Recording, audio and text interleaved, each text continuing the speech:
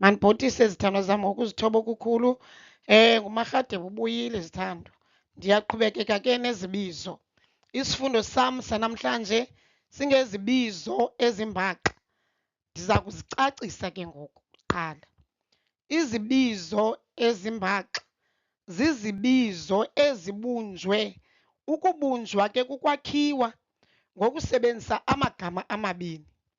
La magama amabini asenokuba sisigaba sentetho esinye okanye abe zizigaba zentetho ezahlukeneyo. Kusenodityaniswa isibizo nesibizo kuphume isibizo esimbaxa. Kusenodityaniswa isibizo kunye nesichazi kuphume isibizo esimbaxa. Kusenodityaniswa isibizo okanye isenzi nesenzi kuphume isibizo esimbaxa. Kwislide sesibini ndiza kucacisa uba yenzeka njani le nto.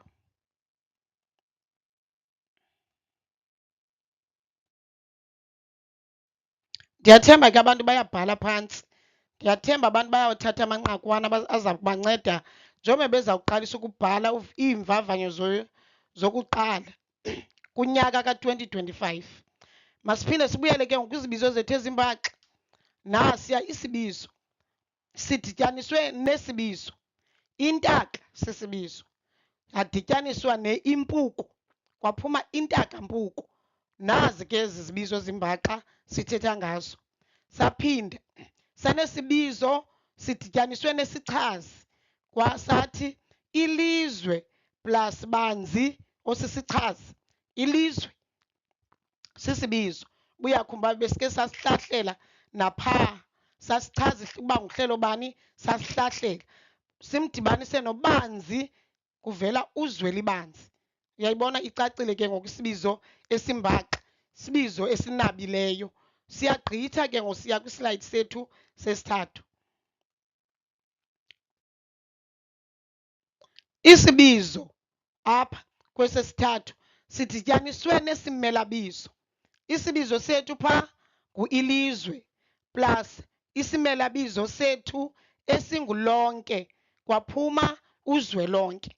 Saphinda kwakhona sanesenzi plus isichazi, adjective. Ukuhlohla sisenzi plus esakhe sisichazi kuvele uhlohle sakhe. Zizibizo zethu ezimbaxa. Kanti phaa ku-3.1 besinesibizo plus isimelabizo e-pronoun. Isibizo ilizwe plus ulonke osisimelabizo i-pronoun kwaphuma uzwelonke. Siyagqitha ke zithandwa zam.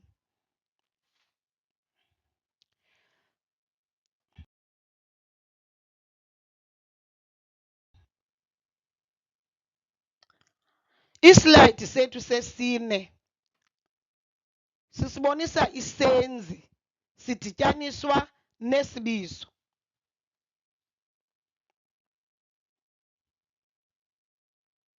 Nasiya isenzi sethu sidityaniswa nesibizo. Ukubetha isenzi plus amanqindi. Isenzi it's a verb plus isibizo it's a noun. Ukubetha yi-verb yethu idityaniswe na amanqindi osisibizo kuvele imbethi manqindi. Imbethi manqindi zizigaba zentetho ezibini ezithe zadityaniswa zithandwa zam please. Uyayibona uba nantsi ayivelile. Masiye ke ngokwislide sethu sesihlanu 5 okanye 5th slide. Izibizo ezimbaxa zokugqibela esinazo zanamhlanje kwesi sifundo sethu sanamhlanje. Isenzi plus isenzi, meaning that i-verb plus verb. Ukuvela it's a verb sisenzi plus ukutshona kwavela amaveletshona. Isenzi plus isenzi. Ukuvela sisenzi kudityaniswe no ukutshona kwavela amaveletshona. Sihambe ke ngosiye kweyokugqibela kudityaniswe isenzi plus isihlomelo sendawo. Nasiya isenzi sethu a verb ukufunza plus isihlomelo sethu eliweni kuvele ke ngoku ufunziliweni.